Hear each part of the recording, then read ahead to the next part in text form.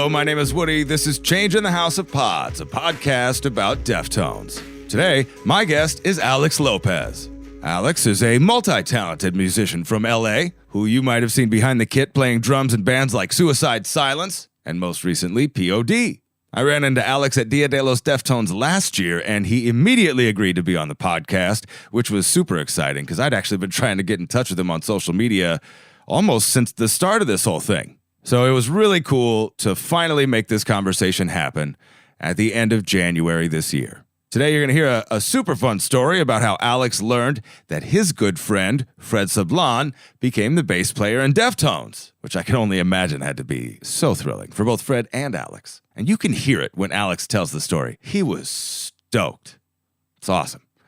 And we're going to spend a good bit of time talking about Fred's partner in the rhythm section, seeing as how Alex is a drummer, after all, and among other things, a songwriter. He mixes live sound. He's just a big-time Deftones fan. So we're going to touch on a lot of things, and we're going to wander a little bit. But in the moment and in listening back to this, I had a lot of fun. I hope you enjoy it as well. This is my conversation with Alex Lopez. First of all, thanks, man. This is dope. I've been really excited about this, getting to chat with you for a minute. So, yeah, glad it finally happened. I think our time zones are different, or every time I'm in a situation like this, I'm always like, oh yeah, like it's good. You know, when we talked, or when we had planned to do it the first time, you were like, right after the Lakers play. And I was like, fuck yeah. I was like, fuck yeah. And then I was like, he going to the game. And then it was like, and then I turned on the game because I'm a Lakers fan. I got a Magic Johnson tattoo and everything. Like, Hell yeah. I was like, I saw you were, I was like, wait a minute. It's away at Cleveland. I was like, fucking respect. I was like, he's not even going to the game. He's trying to watch them away at Cleveland. Like, that's what's up. I was like, that's mad dope. So you are really a Lakers fan, huh? Yeah, and I kind of like sports in general. Like I'm not too big on sports. Like I grew up, I mean, my family watched soccer, football. So we were always watching that. And then like I think after high school, a lot of my friends, they'd always hang out and watch the game, and I never really put two and two together. And then like one time right after high school, so this is like 20 years ago. I just went over to go hang out with them and watch the game, and they were just like, dude, yes, it's what's cool about sports. It's free to watch. You know, you can learn not characters, but learn athletes. And I already knew all the names, but it was a lot more common. Plus, Staples Center's down the street. Everyone's always watching the game, and it gave me something to do while I was on the road. So yeah, man, basketball's cool. Lakers are dope. Fuck yeah, dude. The Lakers, especially if you were getting, and that's who you got into right away, right? Was that's who you were introduced to 20 years ago? Was yeah, because if that's the case, that was like Shaq, Kobe, Lakers. That was the Lakers. Yeah. It's really, really rad. So, and not even that Kobe, you know, like Kobe was just like, oh shit, this guy's fucking dope to watch. But not even that, like his ethic of work and like the Kobe system is like what happens when you get to the top? You just keep going. It's like, and then what? You just go. It's like, you know, kind of just like the whole mentality, the Mamba mentality of just like fuck yeah, you know. Yeah. But it's a multi positive situation, entertainment, but also like, you know, being in a team and like working together and seeing all the different dynasties. So it's like really rad to I always use random shit as like a reference. Sometimes it makes sense, but sometimes it doesn't. So like, how do you mean? Could always be I don't know, like I'll be like, I think it's what's it called? Analogy. I make really random analogies. So it's like we're at a predicament, and like I'll be like, oh yeah, man, it's like when you have a ham sandwich, but like there's no mayo, it's on the side. You just got to put it on if you want it. It's like what? What does that even mean? It's like when you I don't even know what it means. But it's one of those situations. There's something in there. I feel that though, because you can't have that shit without the mayonnaise. You can't. Everybody needs a little mayo. Yeah, and if you don't fuck with it, you don't have to touch it. You can just let it right on by. Yeah, but if you don't fuck with it, you can't have you. There's no miracle in your whip without the Miracle Whip.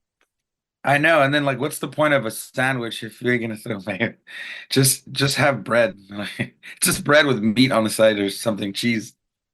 Fuck Uh, that. That's not a meal. It needs at least one condiment to be a meal. One yeah, condiment yeah. to I mean, constitute a meal. the more sometimes the better, but usually at minimum, one minimum. That's Uh, so dope. Bro, this is really cool. I don't know if you are aware because we ran into each other at Dia, which was super sick. And it's sort of yeah, funny, yeah. like when I think about it in hindsight, I'm like, man, like I didn't even dap up Tati. I was like so geeked on just like seeing you there because I had Mhm. literally been trying to get a hold of you for the past 3 years. Like since I started this podcast, Mhm. knowing that you are a Deftones fan, I was like, Oh man, yeah. I'm just like really excited to have to get to speak to somebody who I know shares the same amount of passion and love. Yeah. And yet, you're like you're in the game. So it's cool to be it's very cool. It's very special. And I just want to start out just by saying Oh, thank you thanks, and man. expressing my gratitude. Thank It's you, really man. dope. I appreciate it. I mean, yeah, dude, it's like what you're doing that keeps it fun, keeps it positive for in general. But yeah, man. It's And really yeah, fun. go Deftones, dude. So do you remember when you first heard about Deftones? Yeah, yeah. So I had an older brother. He was like 5 years older than me, Eddie. And when I was in elementary school, like fifth or sixth grade, he was already like a junior, senior in high school. So he always had a bunch of homies, so a bunch of friends.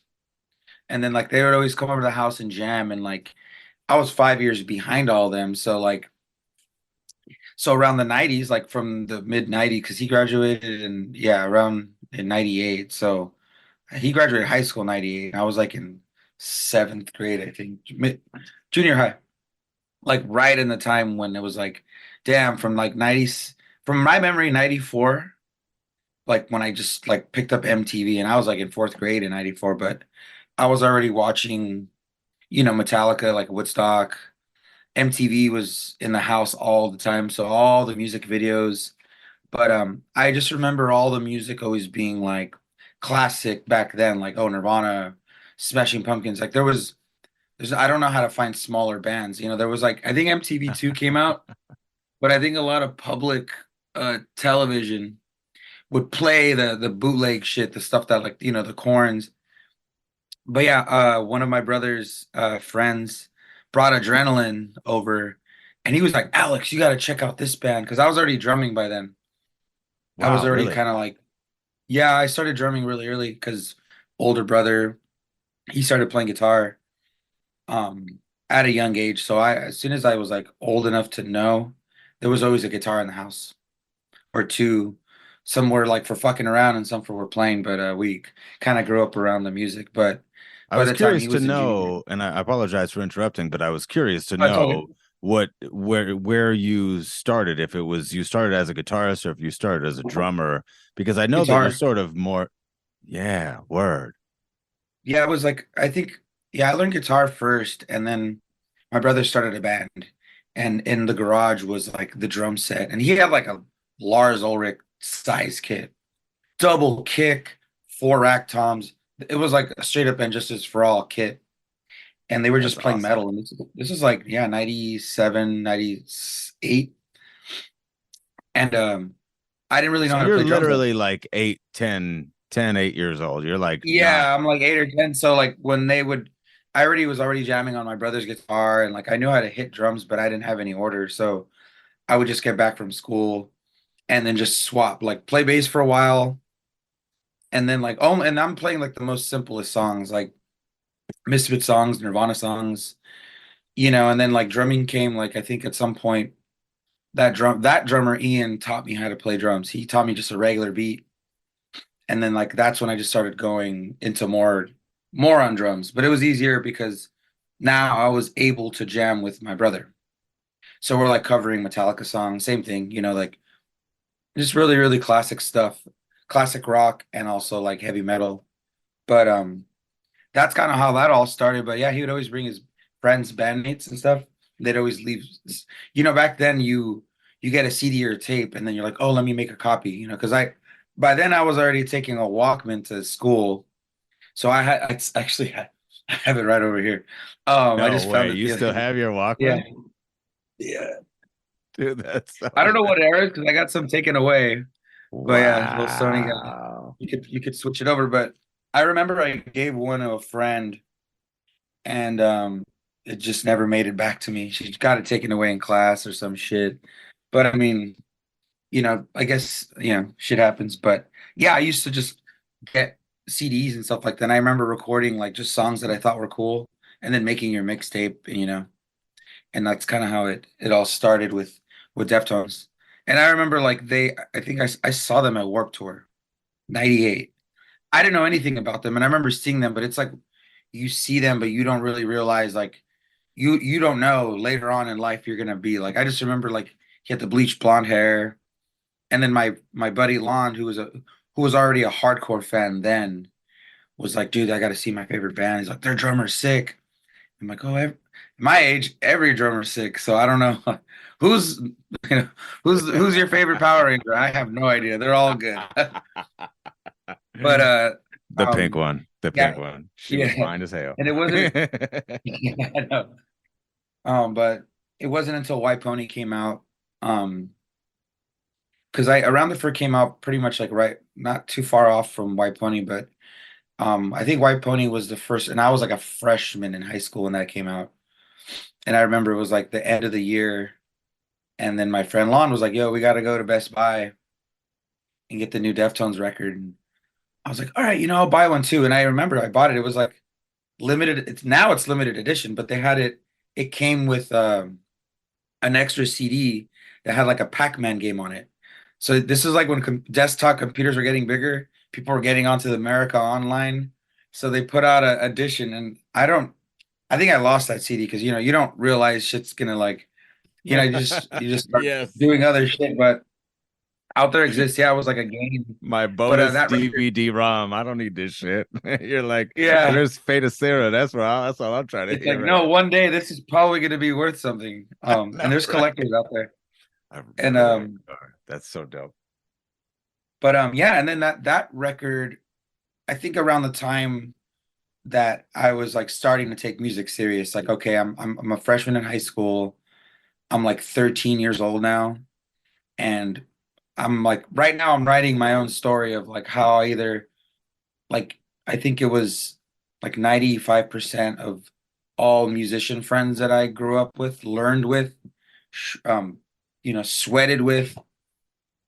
Only one of my friends out of everyone is has continued to do it after high school and has made a living from it.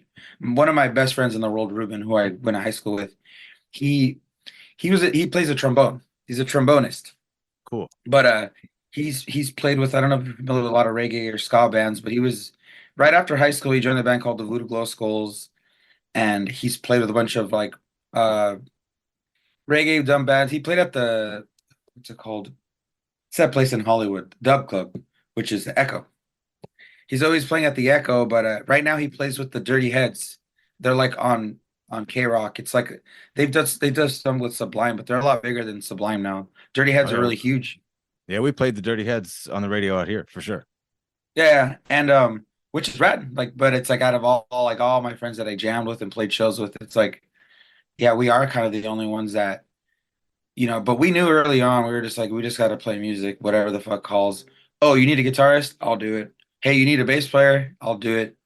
But it was like, unfortunately, what makes a really good, I feel like a good musician is two things. You have to be around a bunch of also good musicians, but you got to also be around a bunch of really bad ones to kind of know like when you feel like, like they say, like if you're like the smartest person in the room, you're in the wrong room, Word. Yeah. which is not necessarily go for like a, but in a creative zone.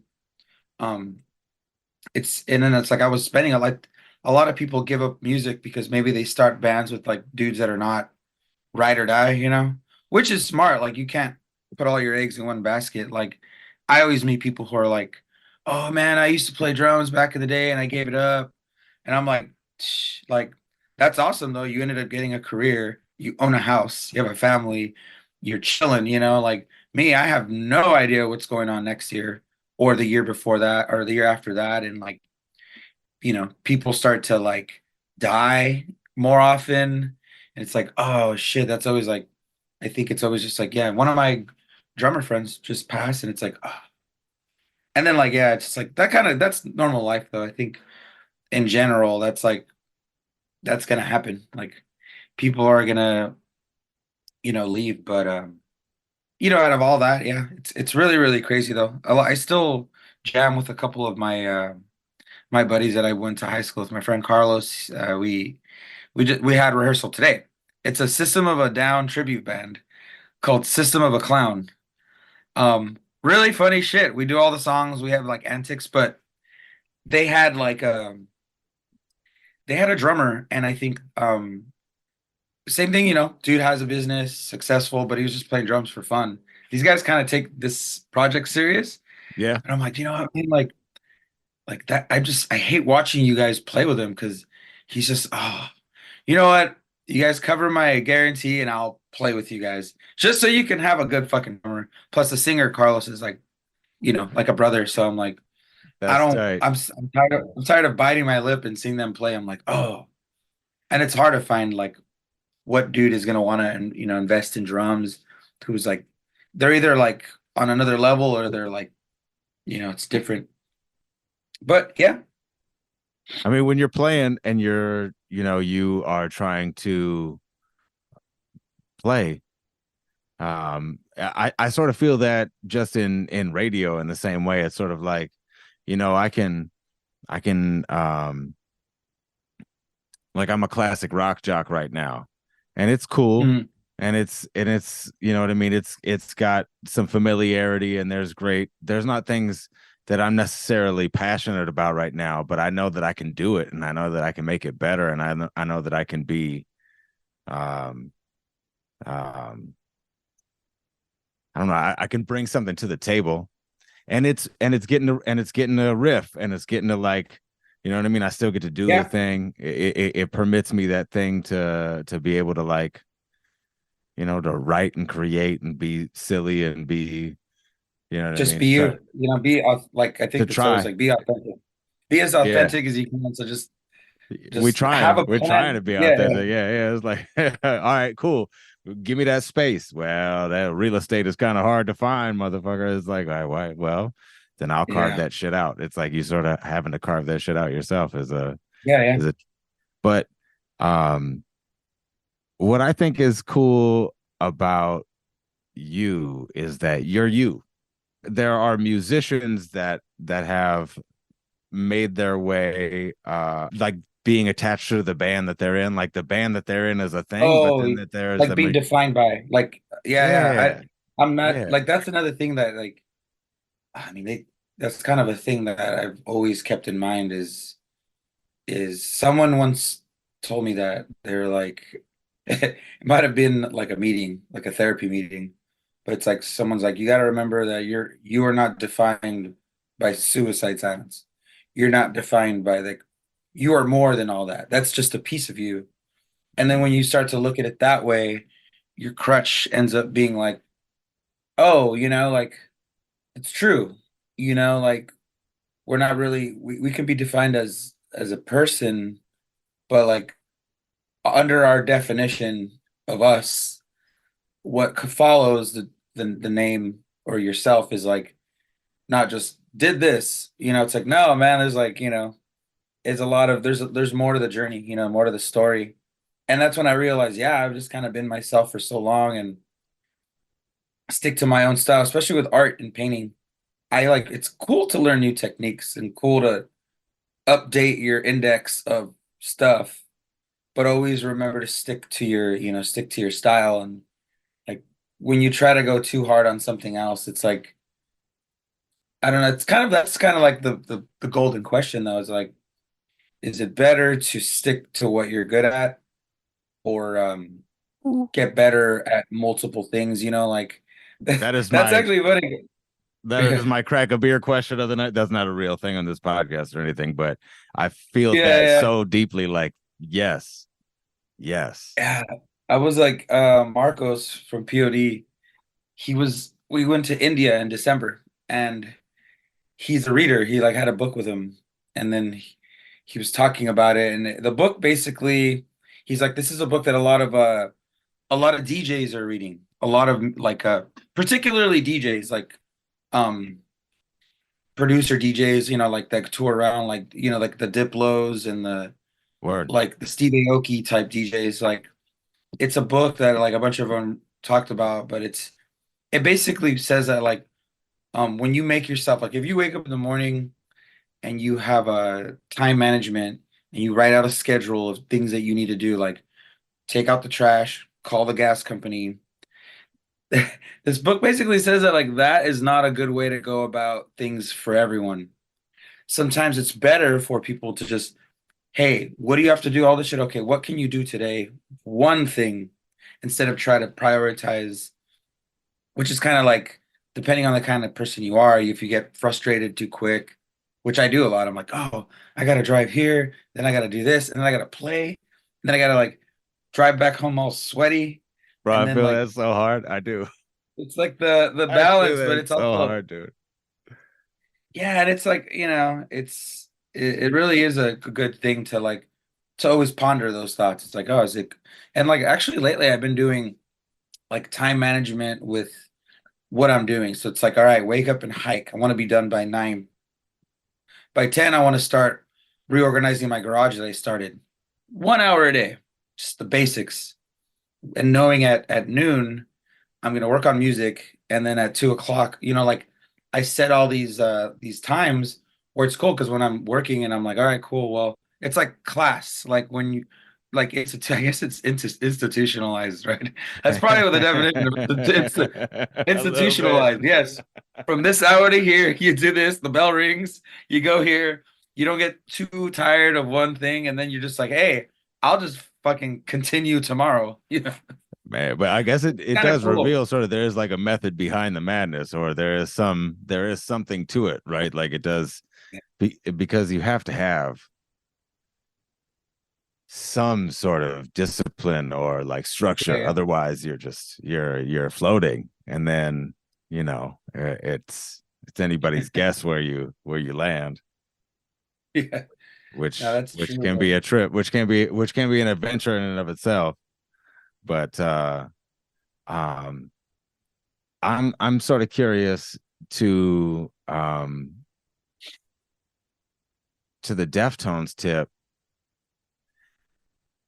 What is it that you think drew you to that island? Like, what is it that like you were playing it, you were introduced to it, but what do you think Mhm. were the qualities that made you um that That drew you connected to me. it? Yeah, that It's connected. of course the drums, and I realize that now. Like it was like I remember like yeah, with I mean the other records like by the time I listened to Adrenaline and Around the Fur, and I remember Around the Fur particularly because I had the Matrix soundtrack, and I Or remember My Own Summers on that. And I remember having that. My aunt used to work for Warner Brothers, which is another chapter. She worked for Warner Brothers Electra Atlantic. She worked for WEA. So this whole time that I was in like first grade till seventh grade, she used to send us like all those CDs. She sent all the Metallica CDs. And this is like when CDs were becoming like, just more in the 90s, like CDs. And then I think once it still took over into the 2000s, but at some point, whenever MP3s and mm-hmm. downloading iTunes, like that must have been like 2006 or 7, maybe, and that's when like everything went to shit after that. Yeah, Um, the playing field was leveled. yeah, but what drew me in was just the drum tone. I'm like, this is what I want to sound like. which is Word. like this is like it's like if someone sees a skateboarder and they're like, oh, I like his style, I want to. He's inspired me, because I mean, I kind of have my own style, but it's like I throughout the years you start to realize like I'm gonna play a style that I like listening to. So I guess it's tolerable, and not too like you can shred, you can do certain stuff or be very simple, but it's like the same thing, the being authentic. And like even when people are like, "Oh man, like you like Deftones, you should listen to The Police." Stuart Copeland inspired Abe, and then I'll listen to Police, which I never really like. That's it's like a movie, like oh, like I've never seen that movie, but later on, maybe when it's time for me to be involved with this situation, it's on the shelf, like a band like Opeth. I never really got into Opeth. I have no desire right now, but I know at some point I might be like, you know what? I'm gonna listen to their shit. And then you're just like, I kind of do like this, man.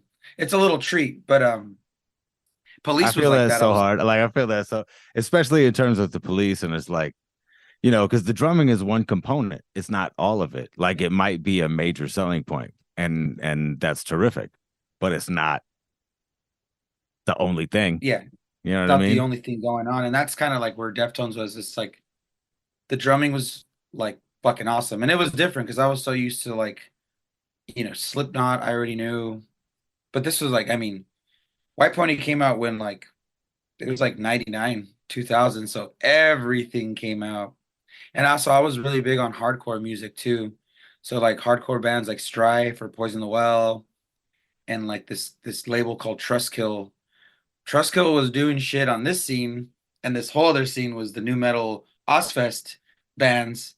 So it was really, really crazy when all that started. And then I was like at the right age. Like, damn, Word. I'm a fucking 15-year-old kid right now. This Internet is doesn't really life. exist. Yeah, it's like I don't even know what internet was. It was just instant messenger Yeah. and chat room. And And whatever then it was magazine would drop, like Where's Circus or yeah, whatever the thing dude, was. I used to yeah, Circus Magazine, Metal Edge. Used to get it all that from the grocery store and just kind of like and then it like got to the point where suicide started becoming in magazines, and then by then like magazines are just no more.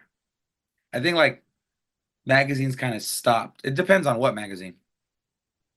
I mean, But most fucking magazines took a dive at that point in time, or they were starting to take their dive. I guess every print and old media, yeah, anything that the internet could have cut off at the knees was starting to feel it, and or at least acknowledge it by that point in the game. yeah. Was it Digital Bath? Was it Digital back.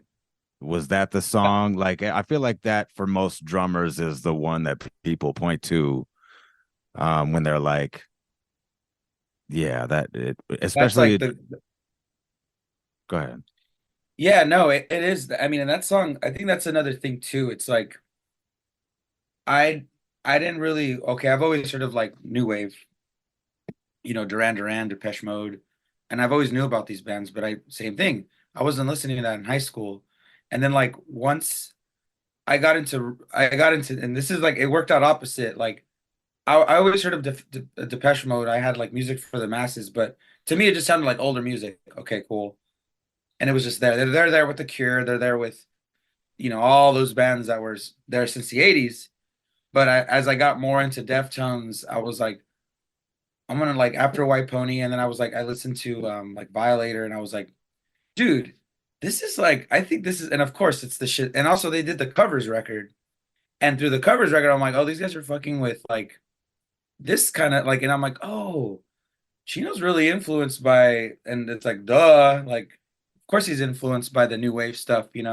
So a lot of people that like, so people that don't like Deftones are like, dude, like, is he trying to sound like shit? Like, it's like he's just he's a different kind of monster. And now Word. I get it later, but like you said, different elements. But Digital Bath was one of the first songs that I was like, it's like a sad song and it's makes you feel, but also it's not like the most intense. It's like a heavy. It's like Deftones. It's hard to explain. Like halftime. and heavy. Everything's groovy, and it's just the impact on everything. The highs and lows, But what but about always, of course. drum wise? Yeah, I mean that was another thing too. Like that beat is so iconic, and it's like it's like sound guys use that song to tune rooms all the time, and it's all the touring like I've ever seen. You'll see a lot of sound guys like they'll checking the PA, and I do sound at a venue, um, and I have a couple stuff that I check. I never do digital bath because that's too cheesy for me, but yeah, you'll hear that, and it's just like it's the perfect It's start so of rad like, because you're not the first person to tell me this on on the podcast to be like that. Yo, folks check rooms with digital bath. They're like, yeah, I just think that's such a fucking. When I told Terry Date that, and he was like, "That's fucking cool. Like that's yeah. so dope. Like that's." And then you're like, "It's too cheesy. It's just also fucking money." Dude, there's so many festivals I've played, and like I'm just You back can't like check it's an open field with fucking oh digital bath. I've it's hit before. I forgot. Then a lot of different sound guys do different stuff. Another one was someone was doing there's a Pink Floyd song. Um, I think it's Time, the song Time from Pink Floyd.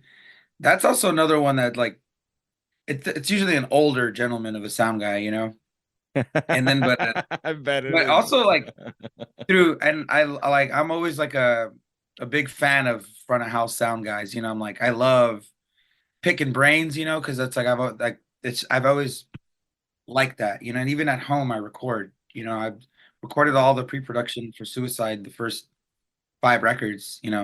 I was like, I think half the reason I got in the band was they're like, well, this guy has like a mixer and he could record on tape. He's a good drummer, but he's also a good writer. Like, and then we can make tapes and send them to Mitch, and he could listen to them at home because we didn't have like a CD. Well, we had CD burners, but like there was no laptops. Yeah, it's It's like crazy how like I don't a even couple think. years was Yeah, a whole generation in terms of like ripping music, yeah, burning music, recording music, and putting it on like on actual the tape or a CD, like going yeah. from Because we didn't one. our phones.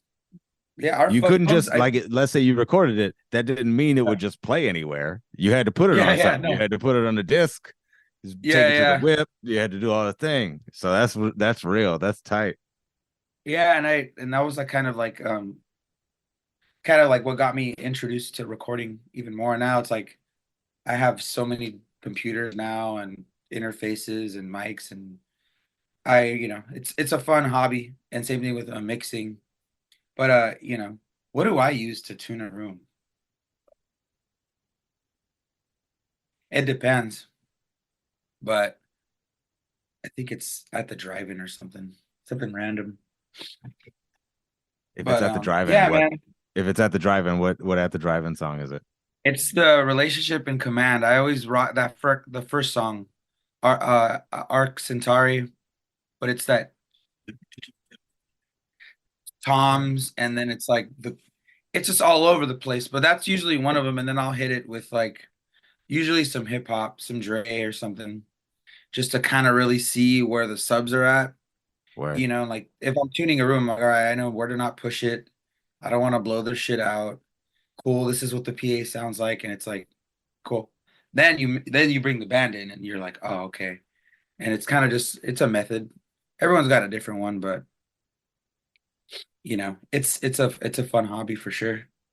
That's hard. Hopefully, a hobby I could turn into another like career. It's like, oh, I'm gonna go on tour with the band. Cool, you playing? Nope, just doing mixing. It's like no shit. You just wake up and you're like, ah, I'm gonna wear this out. I'm gonna wear this clothes all day today and not get sweaty. I don't have to change. I could just shower before I go to bed and go to sleep. But the What? problem No is front of blisters? house isn't the only job. Like it's always something else. It's front Yeah, of house plus manager plus the yeah. Tour other manager or lines of yeah, babysitter. responsibility. Babysitter, yeah. You might have to dog walker. You might get like front of house is just okay, that's what you're good at. All right, cool. But what else can you do? Yeah, I know. Well, it's true. That's true because nowadays you have to wear multiple hats for for a lot of stuff. Like Yeah. there's some drum techs out there that do filming too. They do like basically media. So Yeah. it's just like, oh yeah, well I do this and I could also shoot videos, edit them and give them to you right after the show. It's like, fuck, that's always a benefit. Yeah, for sure. Right. Especially if you're an active band that's in the social media world, like every band, I guess, Yeah, yeah. anymore, like being able to put shit out, and that's a trip. That's it's I guess just like a lot like any other gig anymore these days. But the playing field has been leveled in a different way now that the internet has cut through all of the people who used to think our jobs were cool, and now they're like, "No, we ain't got Yeah. time for that shit." It's a lot of stuff, man. It's a lot of stuff. It's a no holds bar, man. I just went to Nam this weekend and Yeah, well, I went to a Tama party on Friday and that was really rad. Abe Cunningham was there, was it? Tempesta, Portnoy, all the homies too, a lot of younger cats. But it was cool. And then I went to Nam yesterday and was walking around all day. And then while I was there, I was like, man, why am I even here? Like, I mean, I know why I'm there, but it's like, man, I should just come for an hour and like say hi, do my rounds.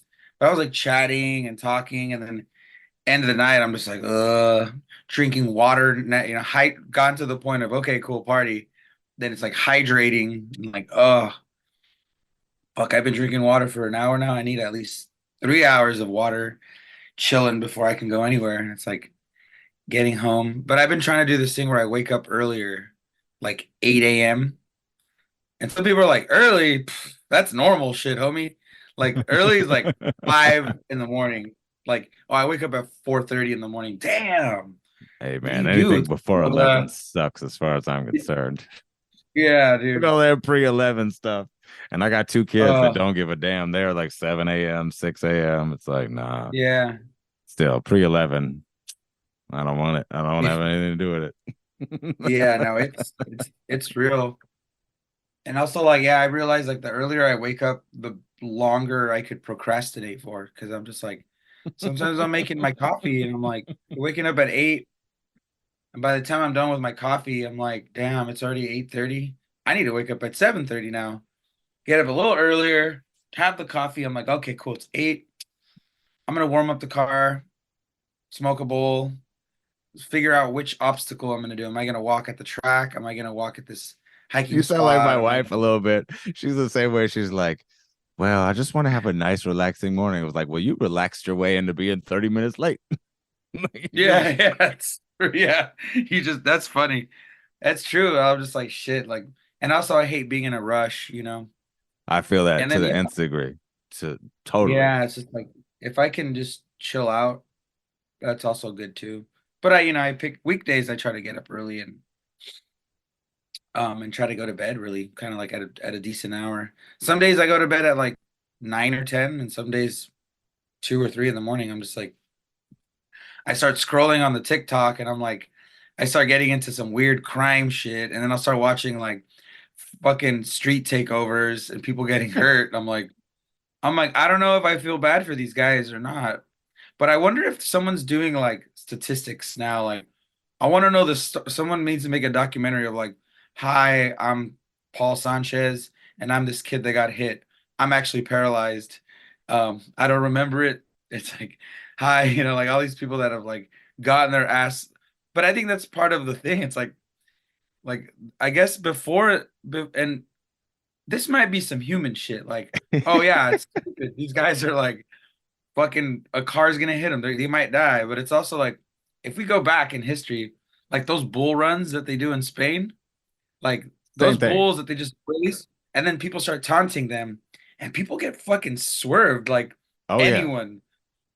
Like So you're I'm a like, this dummy. is kind of Yes, I feel you. yeah. Same thing. If you're just Same that thing. drunk guy, like, yeah, you're just standing there and it's like the fucking bull's coming. It's like the car's coming. You're ouch, and you just see them like fling off, and it's like Bro, get out it's of the kind of way. like yeah, because that bull's pissed. He's not slowing down for anyone.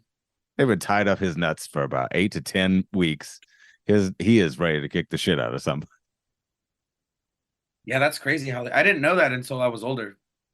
I was A like, oh, word. well, yeah, I was like, oh, that makes You ever sense. like, how the fuck do they get him to kick like that? How Well, did they they get tie him up the to? nuts. Well, that would make me kick the shit out of something. Oh, yeah, that would hurt. Oh man, human beings are so cruel, but so Or so fucked up, funny too. but hilarious. Oh yeah, it's fucked. Those aliens are just like, damn. Like, man, we just need to let them be for another couple of Just millennia. we'll give them a couple 50, 100 years. They'll clean themselves up. Just like when they eventually figure out to stop tying each other's nuts up, we'll just then we can come up and make contact. Until then, Tom DeLonge and the rest of them can fuck off. Pretty much. So, you mentioned Abe. The I feel like maybe it was after Dia or something. I feel like I saw you post something about how you only punished him for a little bit. Oh yeah. I was like, I no, I not really. I think I'm just hard on myself, but I've hung out with Bird, like been in the same area as him multiple times and like chilled out in that whole stuff. But we were in Berlin, Germany. I was on tour with these nuts.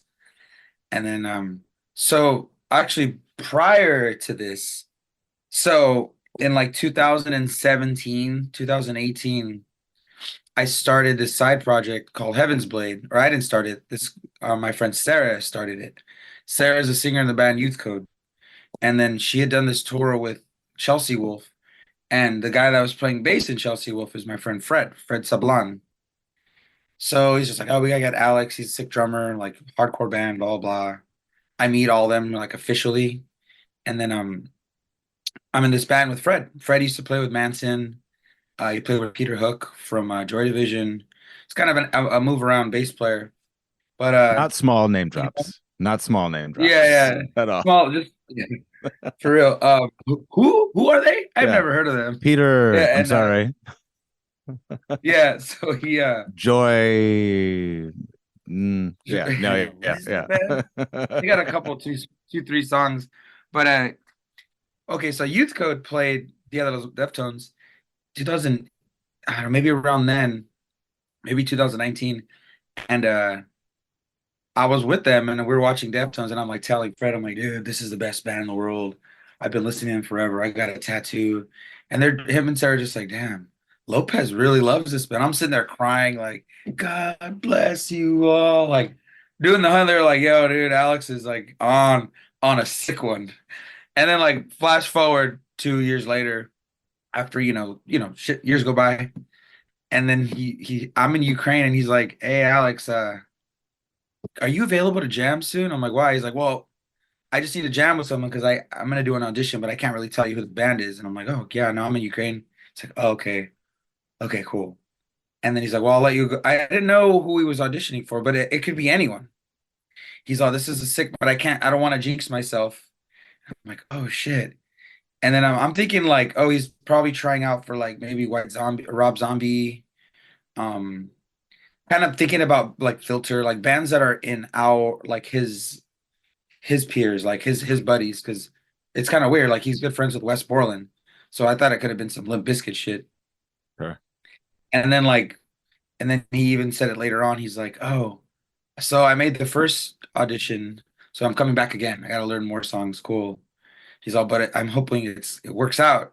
He's all, there's two other bass players that they're talking to now. It's like the hat is like I think two or three now.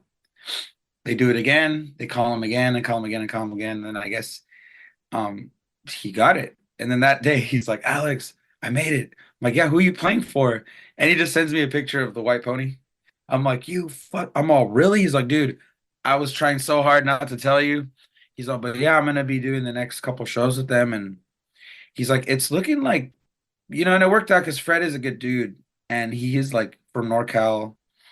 He is into all that music. He great, great, great dude in general and talented musician, and like he's just old school, and I think that's what they kind of wanted. But after that I was like, damn, my fucking brother is in Deftones. which means I'm in Deftones now. So fun. Yeah. Yeah. So you're in the band, I'm in the band now. So I'm like, I'm gonna hang out. I'm gonna hang out hard now. Like just get an Oh, extra that Lammy fucking from the get-go. rules. That But fucking rules. yeah, yeah, they were playing Berlin and I hit up Fred. I'm like, yo, man, he's like, come out, come hang out, man, like blah blah blah. I'll set you up the whole band, like, and it's weird now because it's like I hate doing it, but I'm just like, I'm gonna ask you for like for tickets and shit. He's like, dude, you're Everything, fine. yeah. Because I know he's like, I know you love, and then he'll look at me and be like, Alex, I play for the Deftones now just to fuck with me. Just like, like in a good Dude. way. Like not in like total humble dude. Like, and that's kind of how we all were, like, because he started playing with them before I even played for P.O.D. So, and it was just kind of like I was even talking to my wife about it. I'm like, like, isn't it crazy how you can go through all these bands and then like at some point when you're mid to late 40s, you're like, cool, let's just see what happens. And then something like that happens. And you're like, oh shit, I'm on retainer. I have a good job now. I'm touring the world in one of the sickest bands in the world. Like anything is possible at this point, like, which is really, really cool. Um, and then just kind of like, oh no shit. But it's one of those things where it's kind of like everything, the energy's there, it's if you put it out there and because he's a super positive person, you put it out there, it's like it's inevitable, like to like almost manifest your future and like how you want to go. If you believe in it, then it'll come. If you're just like throwing the hat or the towel and you're like, that's it, because of him being relevant and jamming all the time, he made friends. And I think this sound engineer, this guy named Wedge, good friend of ours, he's been Deftones' sound engineer, and he toured with Manson as well. Wedge is always at all these metal shows. He does a lot of he was just doing a bunch, I forgot he was Ministry.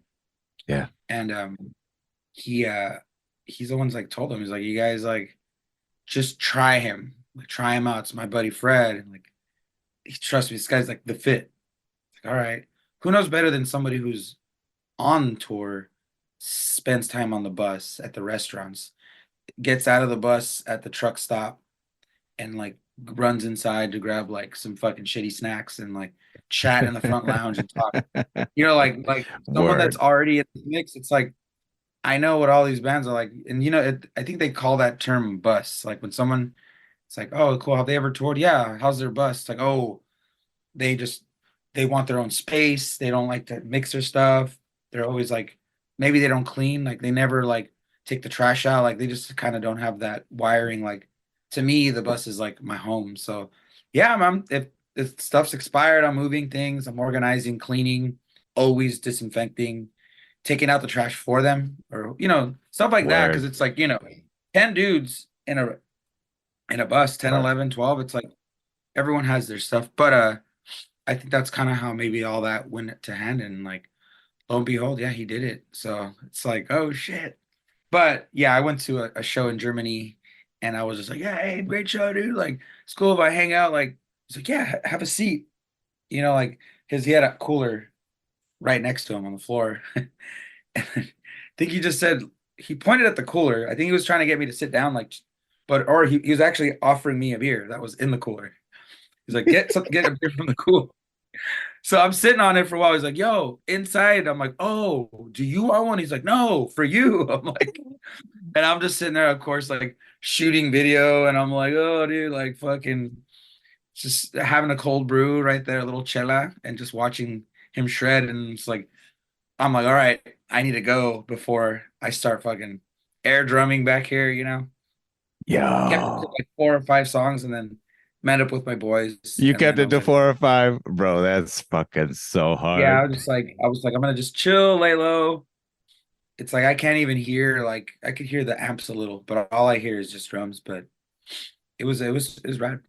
So I yeah, probably he gets it. I mean most drummers do. Like if I have like some like fans like, oh man, Like I'm like, dude, come watch it over here, just hang out. And I look over and they're just like grooving, you know, Yeah, especially like with Suicide era, like those songs. But now with P.O.D, it's like some people really like connect to those, and you know, man. And it's a there's some different drum situation. songs. There's some like really like some of those Yeah, POD man, joints are Web's not a he's not a easy drummer to like emulate, you know. It gets to right. the point, like you said, like just be yourself. Let me play it the way I play it. Like Yeah. everyone's got their own power, you know. Get it close as possible, but really just turn it into like something different. The same, like the same race car. No, the same what racetrack, different car, you know. Word. It's like they're all kind of the same Formula One. It's just a different beast. But Talk it's about been cool. talk about Abe as a drummer though. Like because it's always fun for me to hear what how drummers describe a drummer. And I feel like Abe is sort of a um not talked about enough. I mean, I guess I feel like that about Deftones just in general, although since the start of this Mhm. podcast, things have certainly changed a little bit and they've been talked about increasingly more and more, which has been really cool. Maybe one of the best or only good things about the pandemic is that people decided to start listening to Deftones, which hey, I'll Yeah, take it. But um I know that for me, the A beat is always like yeah. the thing that it's the thing it sucks me in. It's the thing that just gets me. It's what is Abe doing? And it's just like if talk to me about Abe. What is an Abe beat? Describe an Abe beat to me. What do An you AB. describe him as a drummer or what do you whatever Yeah, I comes to mean, I think mind? what drew me to him mainly was his energy. The energy that like how he hits hard. And it's like even if he's hitting soft, he's still hitting hard. And it's kind of just like the formality of his timing too. I don't even think he's playing a click ever, and he doesn't need to. So it's a lot of it's just like how he's vibing and how he holds the whole band up, you know, which is really really crazy. But his energy, man, even his like swings, it was always just it's soothing for me. I don't know if it's the I think his natural tempo is like right on the same tip as mine. Like, it's just relieving, you know. There It's is like something watching about it like the a certain BPM, right? Like there is something about a certain like there is it's the range of style, where yeah. you sit and then like how it swings. That's got a I feel like it's like a direct line to you know what I mean? I don't know if it's the rhythm of your soul or whatever it is, but when you can find a drum beat or a drummer that I feel like more often than not, like that's why a Dre beat is a Dre beat. Or Mhm. you know what I mean? Like there's something singular. Another one, yeah, another dude is Morgan Rose from Seven Dust. He was always one of my favorite drummers, maybe visually too. Like he's a really interesting person to watch play, you know. Battery. There we go. Uh-oh. His and You his straight? no, we're good. All right, Oh good. yeah, we're good. Yeah, the power of Morgan Rose and his grooves too. He has like a signature vibe. A lot of that stuff kind of made its way into like metalcore almost. And now it's even more like I don't know, because someone could be like, "Oh yeah, it's like a Deftonesy part." It's like the fact that there's a Deftonesy part, like, Word. because even when we write music, or when I've written music, I'm like, just to come up with an arrangement, I'll be like intro, verse one, Deftones breakdown, which is just like to use to describe it. But the fact that bands that have their own signature tone, you know, like even someone's like, "Oh, that kind of sound like Corn." What is Corn? Like maybe really clinky bass, drop A, like probably like every band that has their own style, you know. So what's a Things. Deftonesy thing? Yeah, yeah. And there's like a lot of like for fans of Deftones, but no one could really do that. I've heard some bands and I'm like, or someone will be like, oh yeah, dude, they kind of like sound like Deftones, and I'm like, no, they don't. Like, It's you always gotta such have an a off-putting thing. It's like I'm like I like, almost feel like my defense mechanisms rise when somebody's like, "Oh, it's a def." If you like Deftones, peep this. It's like yeah, I they said don't that know, about Spirit dog. Box, and I'm like, the guitar tones are very, I would say, like very influenced by Stefan, and like there's that, the chords, the progressions, like that could be very Deftonesy, but like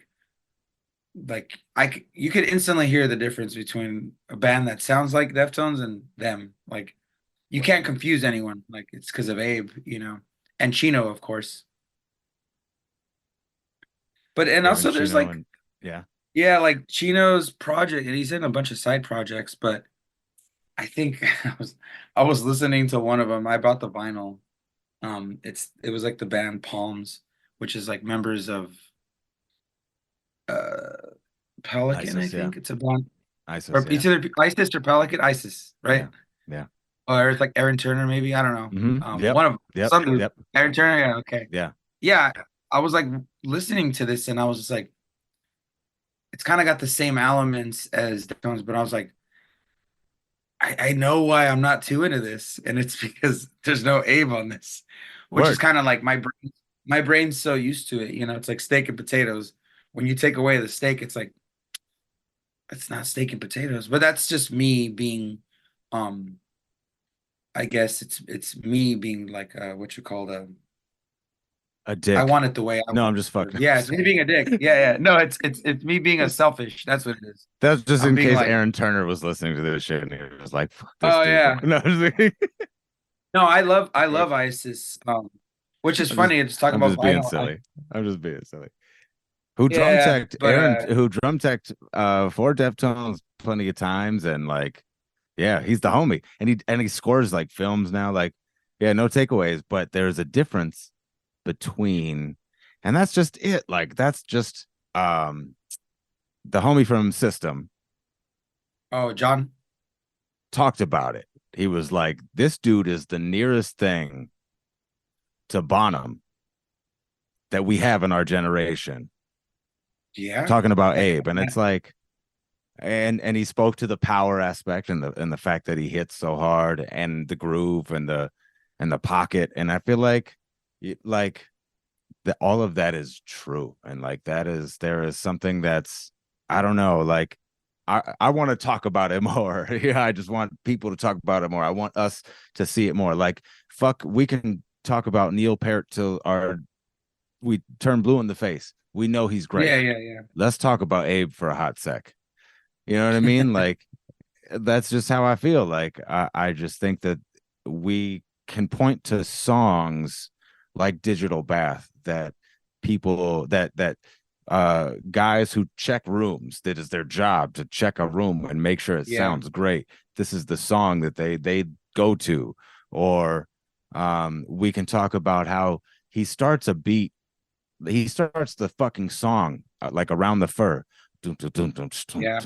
Like It's like a new wave song. It just starts off with the drum beat, digga digga digga digga digga, and then all of a sudden, that's you kind of feel me? yeah. It's like you gotta. It's that's a big thing too. Um, that situation too. But yeah, starting the song, it's like I'm setting it, and then you guys follow this. Like hop on the Abe train. What is It's like, and he he has like when you're punishing Abe? When you're which time? Which time? talk Just about kidding. any of them. Talk about any of them with me, please. Because all I want to do, because he's offered me that beer and I got shy and I was like, nah, bro, I'm cool. Like all I No, want to it's do, always been like, bro, cool. I, you're that dude. oh no. What happened for you? What had happened for you? If anything, I'm just quiet and like, oh yeah, cool, man. If anything, I come off like I'm not like I'm only here because I'm happen to be here. Like probably, but no. I'm only here for the free drinks, bro. No, And it's like, do you just want a quiet, beer? quiet into myself, but deep inside, I'm all like, "Nah." But there's, we've hung out a bunch of times. Actually, there was a really cool time at we went to the System and Corn show. I went with Tatiana, but um, all of Deftones was there for some reason. They were in town or something, recording or doing something. But Fred's like, yeah, we're all coming down, the whole band, and or like some techs and everyone. And yeah, we were chilling and watching System. We started moshing, but we were just hanging out, just like, fuck yeah, dude. He was telling me some stories about a drummer, a old drummer of a band that played that night. Go But it was on, kind of go on. talking. We'll Well, it leave a was just blank like kind space. of, well, we were like talking about, because we're watching Ray, and I'm like, yo, so like, just your opinion, like, like, what was like Silveria like? And he kind of just told me about Silveria. I'm like, oh, but it was like a quick conversation. Can't say anything bad here.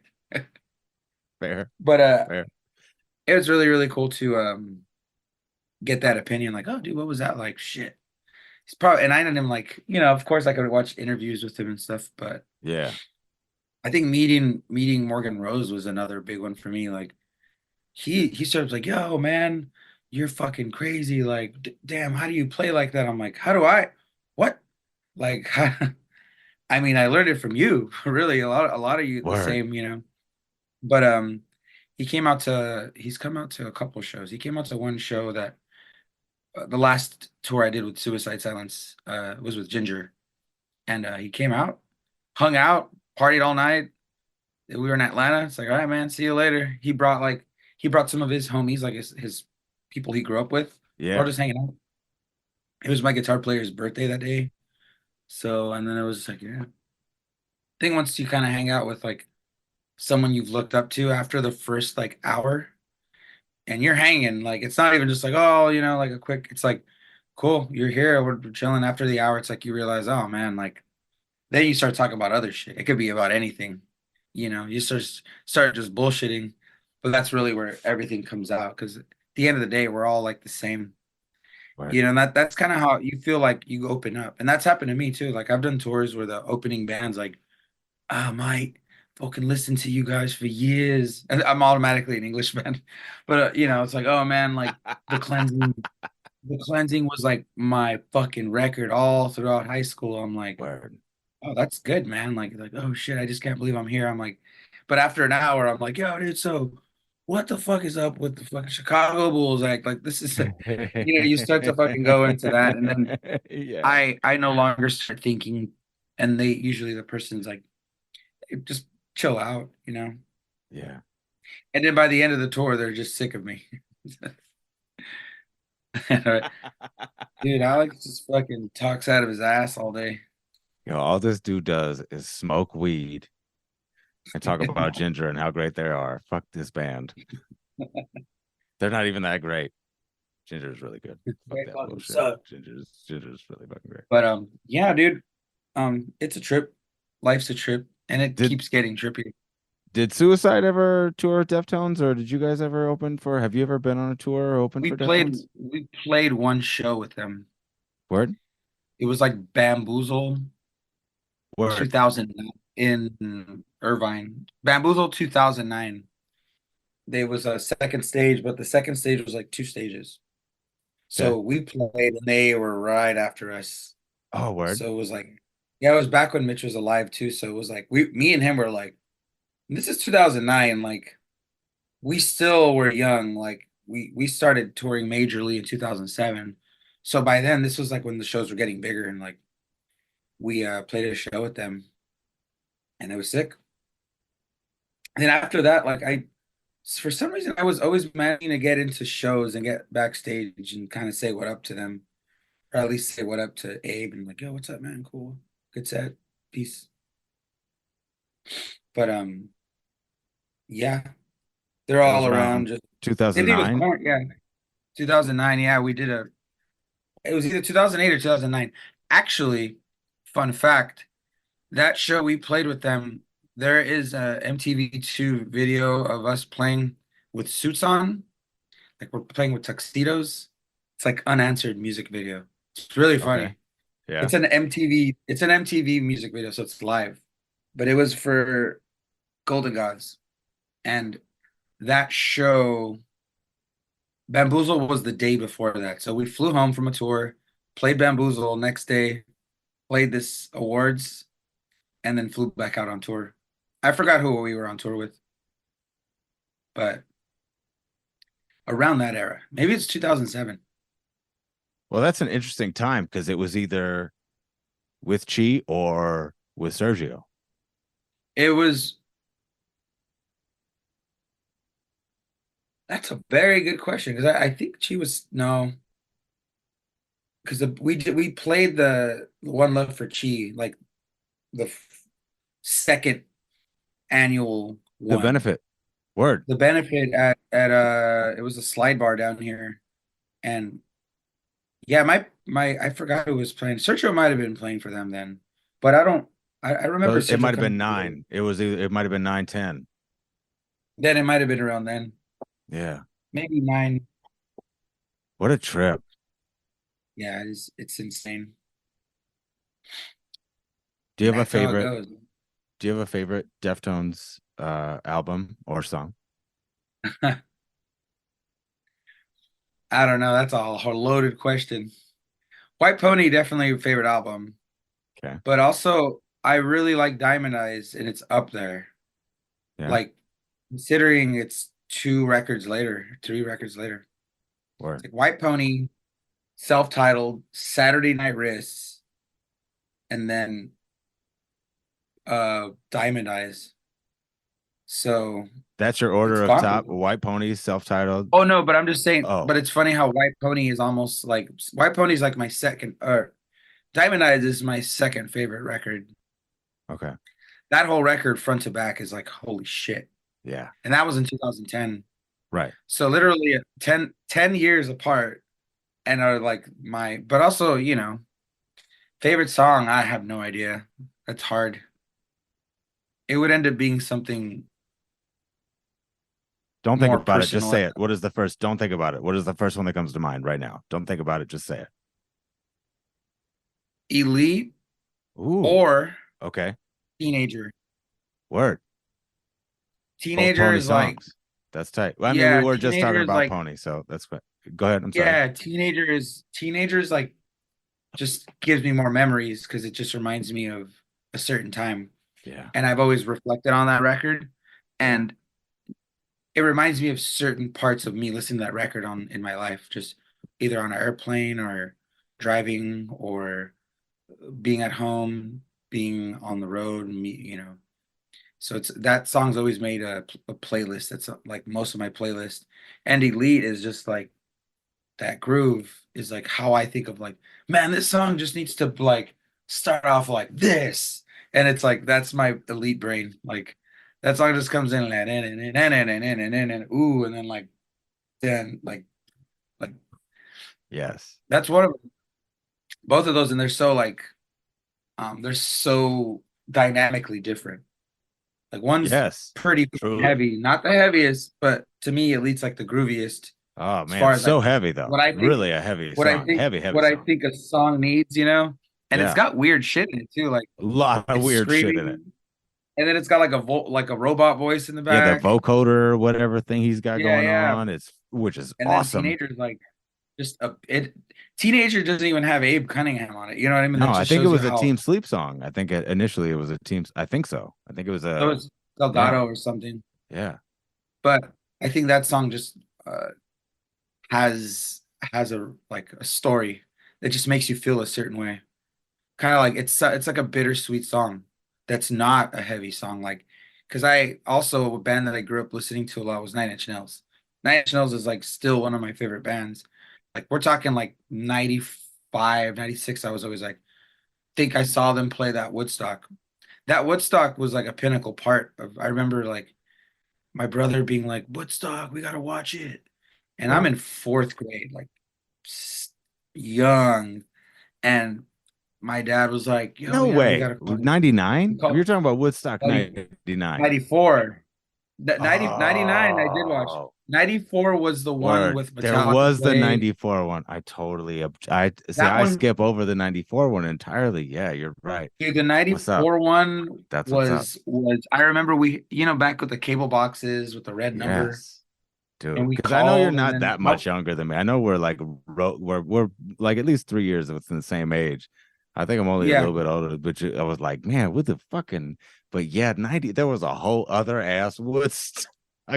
and it wasn't, it was, Forget the yeah, it was, 70s ass Woodstock or the whatever the oh first yeah, the no, OG Woodstock, one. I'm talking about the 94 ass Woodstock. So Woodstock the 94, Nails that was played the the, 94 Woodstock, Nails and played that it, and then, was that the one where they were slinging the mud, or was that yes, that's the mud throwing one. And word? Green Day got mud too. Green Day got mud. Word. Word. Yep. Yeah, Okay. and that was the Okay. 94. See, Nine Inch my Nails didn't MTV play. ass remembers that shit. I yeah. Okay. Yeah. Yeah, they didn't do, and this is Dude, back when Trent Reznor had like dreadlocks then, and the mud was how getting inside the fucking keyboard. crazy is it that there has never been Trent Reznor, Chino Moreno overlap, intersect. Like there is not Who that's knows? never happened. Who knows is one thing, but we need to manifest that shit because it feels like the palette is similar. Do you know what I'm saying? Yeah, Like the artistic palette, the influence, and then they don't have like necessarily complementary voices. I feel like they would need to be artistic in the way that they did whatever if they I think they played. I think they play festivals in Europe all the time too.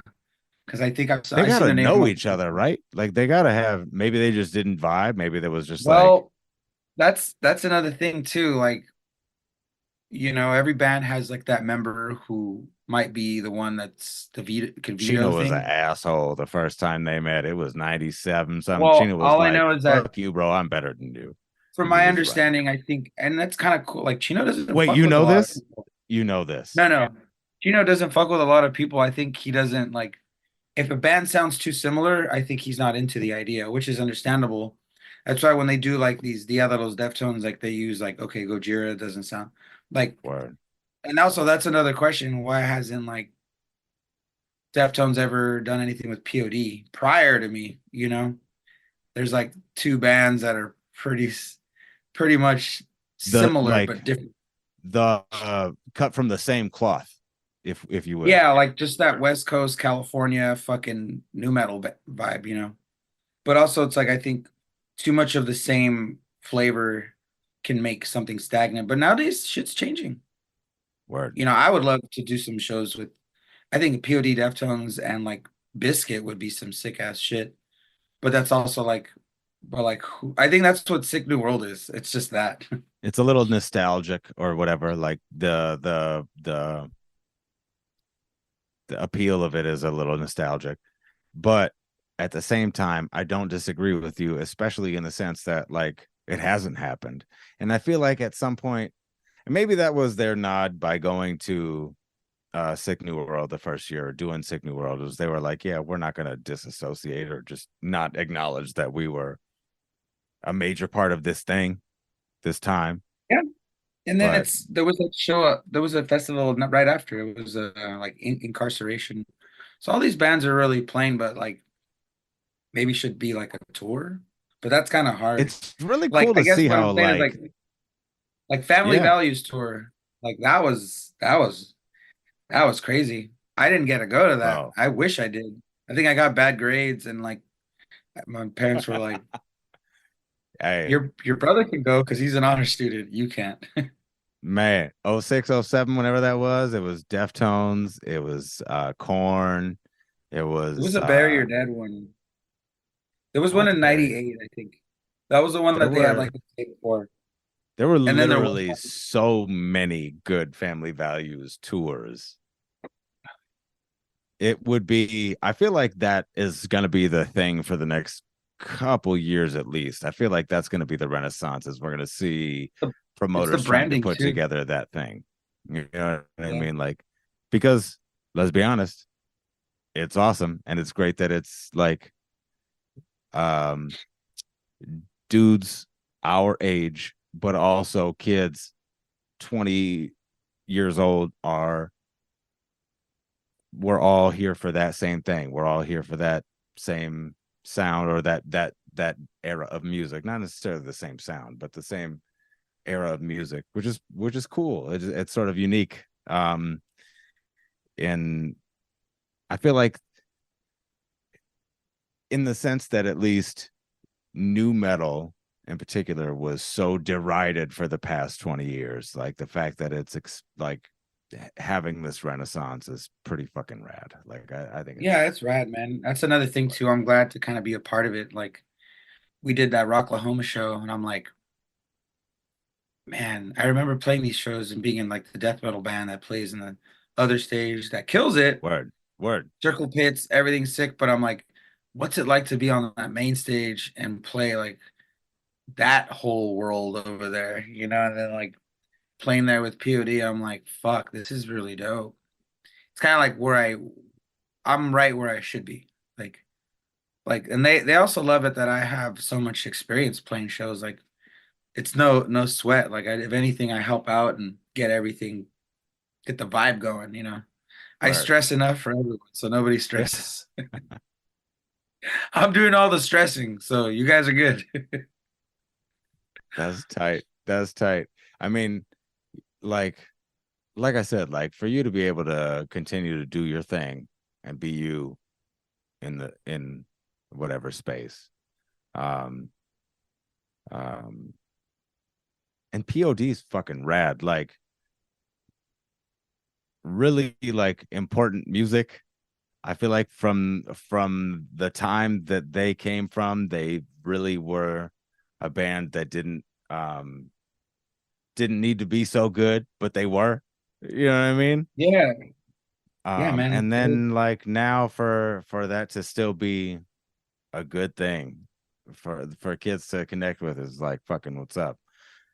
Uh, um, No, it's true, man. yeah.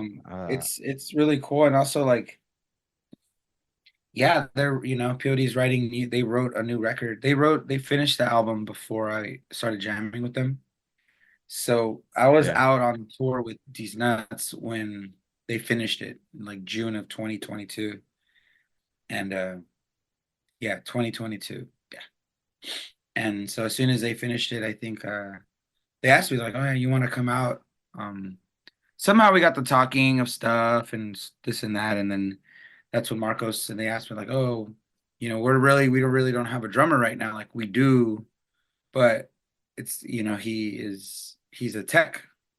Wub's another story, but we want to play shows. We want to tour. We want to get our shit going on, and we're not going to wait around. So like stuff like we just want somebody who is loyal and could carry this band drum wise.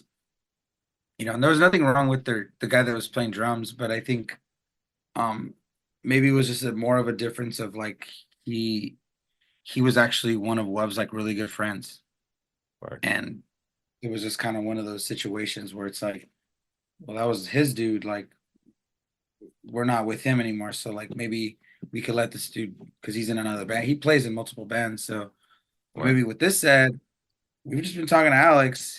He's not in Suicide anymore, and he's expressed his opinion. He expressed his interest, because I think there was a point after Word. Suicide where he hit up a bunch of people networking, like, "Hey, man, um, I'm not in Suicide anymore. If you want to start any music, let me know.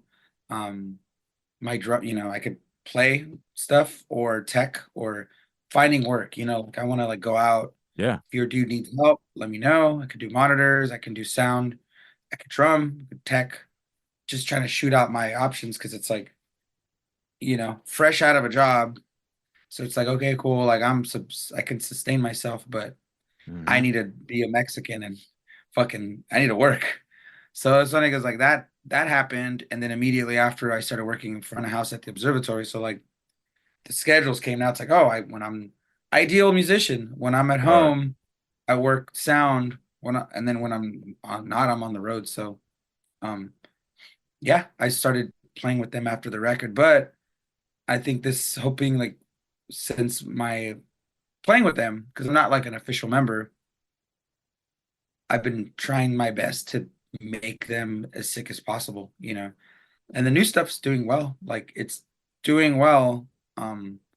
Me, I'm always thinking a step ahead. So like I want this next year or this year to help them like, hey, we're here, like we're doing shit. Now, next record, if I'm involved, hopefully we kind of go and keep it the same, but get heavy as fuck, you know, and Word. soft and chill, and I can kind of bring in my influences of like we can write some stuff together. You know, you guys don't have to hire some other artists to work with to get stuff because more writers for some stuff is a better idea. Because Word. Wub was one of their main writers, and he's a talented guitar player as well. I don't know how much he's contributed, but all I know it's probably close to half of their stuff was always like where he's like, I guess Word. arranging kind of the stuff that I do as well. Um, Thinking about parts, but that's after you write, I don't even know how many songs I've written. Professionally, over 70, but personally over 100, 200, or just stuff that's just like whether it be a keyboard and a bongo or full blown you only live once, like there's songs that you've been a part of that you've recorded that now you have all this index of structures.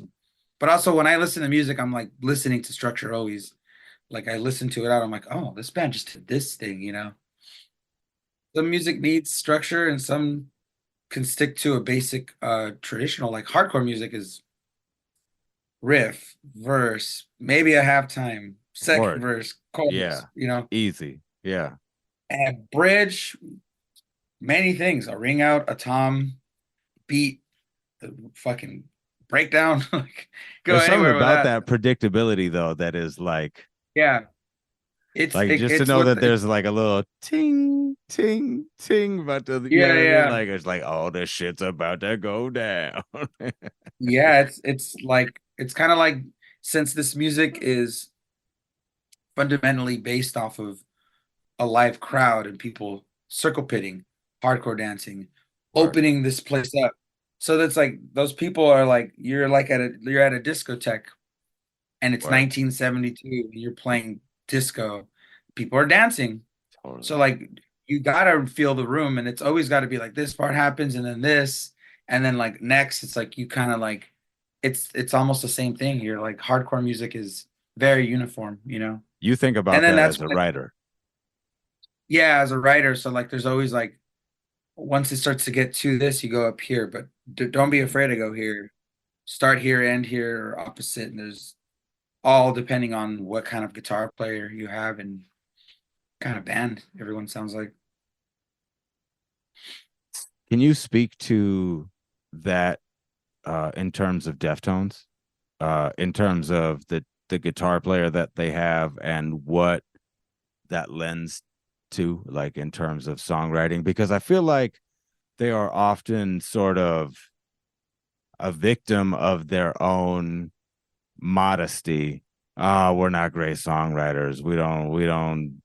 We're not great musicians. We just do what we do. But I feel like there is a lot more that they are successful at than they are Yeah, unsuccessful at. Do you know what I'm saying? Like there's a magic there that we can't ignore. And despite their modesty, like we have to sort of figure out what makes them successful. So what is that? I think like it's kind of like if you're like to them, their riffs are kind of like, all right, this is cool. But to someone else, it's like the bricklayer, he's just like, I'm just really good at laying bricks. So like, man, your fucking structures, your walls are fantastic and beautiful. It's like I'm just laying bricks. Like I know how to do the bricks very well. I know how to string everything up. There's my analogy of the day right there. That's It's hard like as a fuck though. bricklayer, I dude. believe that and I buy that. That's the other thing is like And it's like I feel something like so that checks simple. out. That checks out Yeah, entirely. or like somebody that that taco spot that just Word. orders the same shit and everything's the ingredients are there. They know how to serve it, but it's just like how do you do it so well? Like I just do. How do you yeah, it's like it's kind of like I think that's how they are. They're just like they stick That's to it within their bullshit, own. bro. That's whack. Fuck that noise. There's some Yeah, magic I in it. know. Hey, Well, no, that's open what up I'm your saying. Their sleeve, magic is wizard. Do you know what I'm saying? Like, yeah, yeah. take that shit out of your sleeve, homie. Like Gandalf. Dude, they have Like fucking, like let a brother know what. Because look, I'm not talking about Limp Bizkit. They're great. They have. Mm. I'm not talking about System, and they are great, and they have many amazing things. But I'm talking about Deftones because, and the and that's where we get fucking stifled because why the fuck are we talking about Deftones?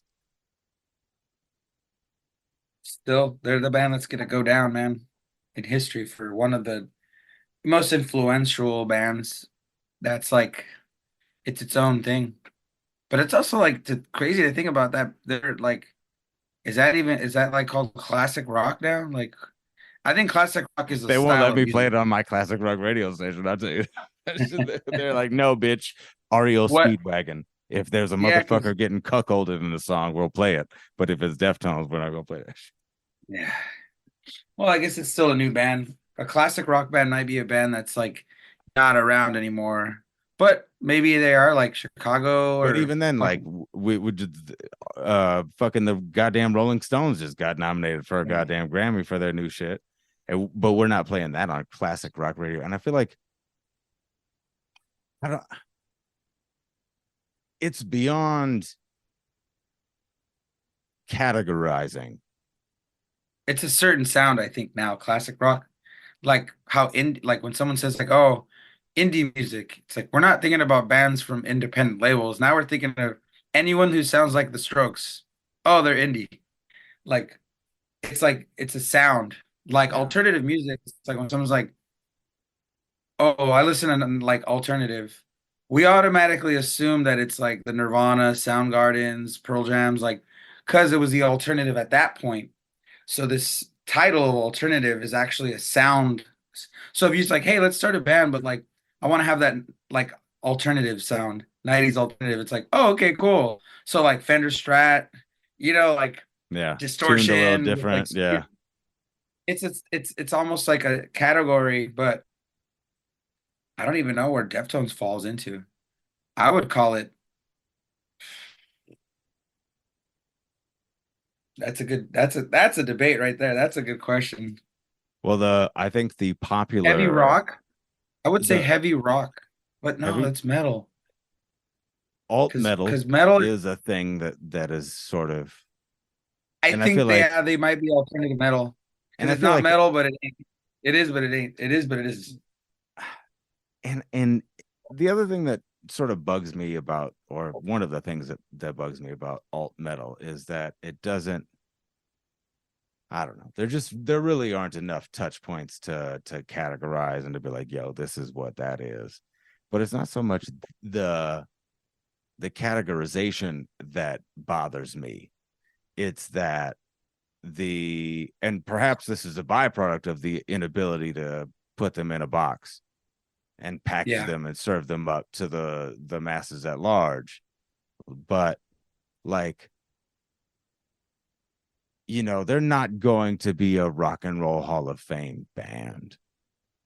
They should be acknowledged and should be in the conversation with these bands that like Rage Against the Machine and Green Day, and they are not going to get that acknowledgement at first notice. But when you look at the artists who are now actively promoting and telling us that they are inspired by and creating as a result of Deftones, The Weeknd, Billie Eilish, the biggest artists in the world, Frank Ocean, yeah, yeah, we need to have some other conversation other than just like White Pony was great yeah. Well, and they're I almost cool. I almost got a chance to listen to the new Deftones. I was about to It's ask you, bro. I was gonna ask you. I was like, yo, oh, have you it's heard some I new shit? heard What's new? What's I good? haven't heard it. They Tell me won't what's good. Fred won't send me it for right reasoning, but at Hey, NAM hey, I should we took my jump him? Indian Where should we jump him? What's a good parking lot we could roll up on him? sneak Be into like, his what's house up? and We steal what, his phone. run the MP3s, homie. I know. He's like, no, I was like, I'm gonna take my ears, my ear pods. I'm like, just play me some songs. He's like, yeah, dude. Well, if I see you, I'll let you listen to it. But I think I'll probably hang out with him soon and go fucking listen to that shit. But he just finished bass tracks on it, and it's from my understanding, the drums are done, bass is done, guitar is probably being worked on or something. But he says it's like it's fucking it's sick as fuck. And then they're working with Nick, they're working with the guy who did Diamond Eyes, Yeah. Nick Raskulinecz. Mhm. So, Diamond Eyes and and that's a guy Koi that worked with, yeah. So and Foo he says it's Fighters, good, et cetera, et cetera, et cetera. Yeah. Yeah. but I Yeah. want to hear, I'll Bro, love anything they put out. you get that MP3, slide that. I just, I'll be like, hey Nobody man, has to know.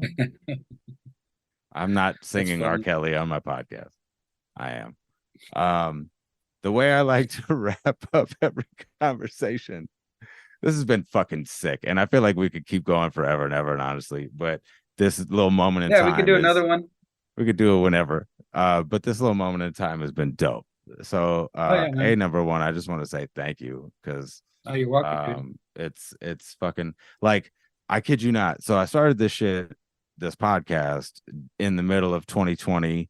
I sort of got this idea like just I guess it had been kicking around prior to the pandemic, but then when the Yeah. pandemic started and then summer of 20 steamrolled, and then of course they released ohms that year, and I remember seeing this video of you going to the record store that you made of you going to the record store and buying ohms, and I was like, bro, I gotta talk to this dude. I'm like, so like I want to talk to fans, bro. I want to talk to people who love this shit like Yeah. hard, like super hard. And then for it to culminate in us, like for me to see you at Dia in the fall, like I was just like, fuck yeah, dude. Like the Lord want us to be the Lord Chino Moreno want us to be together and speak so that we can speak to the His good Majesty word. has manifested us into this conversation purely about the tones. It fucking like it's what's up, man. So I genuinely appreciate it and appreciate your support of my favorite band, and Oh yeah, man.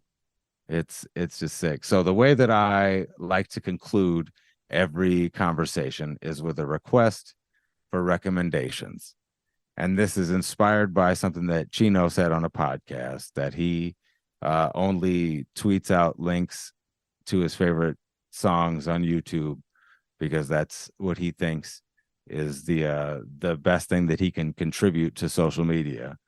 So in that Mm-hmm. spirit, put me on to ordinarily ask for three things. Um, but man, put me on to anything. What's some shit that people should check out? It could be music, Um, it could be art, it could be not art, it can be whatever in the world that you think people should spend time with. Good question. There's a local band of my friends, and I guess like we're just talking about indie music. They're called Plague Vendor. They're from Whittier. Fuck, I love Like Plague Vendor, dude. yeah, Plague Vendor. Fuck yes. They just put out a new. I actually recorded one of their singles, the song Rumble. Oh, It's word. on their Spotify as a single. But if if you don't listen to Plague Vendor, you're kind of like they got that classic rock vibes. They also kind of have like a Stooges vibe. Brandon Yes. is one of my. He's grew up same. We were playing the same little shows forever, but their last any record. Preferably, my favorite album is this one called Blood Sweat. Plague Vendor's Blood Sweat. Really, really cool fucking record. I had no idea they were an LA band. Yeah, from and like yeah, we all went to the same high schools and shit, but they were like 4 years younger, 3 years younger. So Plague I Vendor, yeah, only speak they're in friction. That was my shit for a hard yeah, minute. I that's a only good speak one. in friction. They got hard shit. And that's such a That's funny. dope. That's a Brandon was singing like we used to. He used to freestyle at parties, like my name's B Rad up. Like he would just like we would beatbox, and he would be like he come up with these. That's why if you listen to their lyrics, it's like, dude, how does he think of this? He is not like I only speak in friction. Like that's Word. hilarious. Like what does that even mean? Like he's like a combination of Iggy Pop and Jim Carrey. It's like to me, it's like Dude, that fucking rules. That is like exactly if I having not known very many things about this band, that is fucking a yeah, perfect encapsulation of like how especially that song, like that's fucking Jim Carrey doing the Stooges right there. Like that's fucking yeah, it totally really is. rad. And That's he's totally got a lot rad. of good vibes. Another band, uh,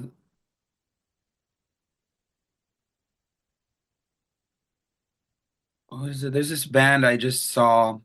Well, this band I mixed at Observatory. I think they're from like Santa Cruz area, but they're called Cherry Domingo. Young Okay. kids. But Word. they're like I would say they're between like they're probably in their early to mid 20s, but their sound is like they reminded me of like Weezer. Like they had that alternative sound. Like their older stuff's a little bit more grungier, but their newer stuff is like it's on the same tip. It's like, oh, like this is the kind of style of like 90s alternative. Like it's a kind of sound I like. And like they remind me of a band called Ozma. Ozma was like a Weezer type band. Um, and I'm like, I saw their merch. I'm all Cherry Domingo. That's a cool, that sounds like a car or something. It And worked. then like they got on stage and they're all like, like so like done, they're like out playing. They were talking about something, and I was like, "What are you guys talking about?" They're like, "Oh yeah, they play Magic. It's either Magic or Dungeons." But they were like, they had a brutal night the night before, and they were all fucking mad at each other.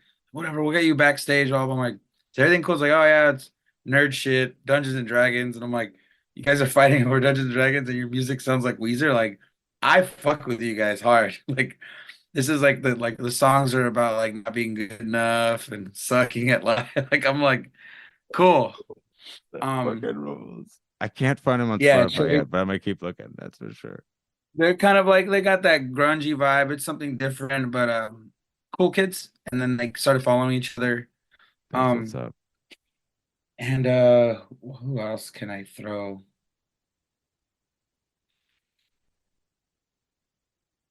That's probably it for now. Everything else is kind of older. Um, I've been fucking with this band It's all good. Krongbin. Krongbin, they're like from Texas, and they're like instrumental psychedelic rock, but they're spelled like KHRO Hmm. Krongbin, but they have a really cool album that's like it kind of just reminds me of like if you get like the trippy parts of the Doors and mix it with some Santana and Interesting.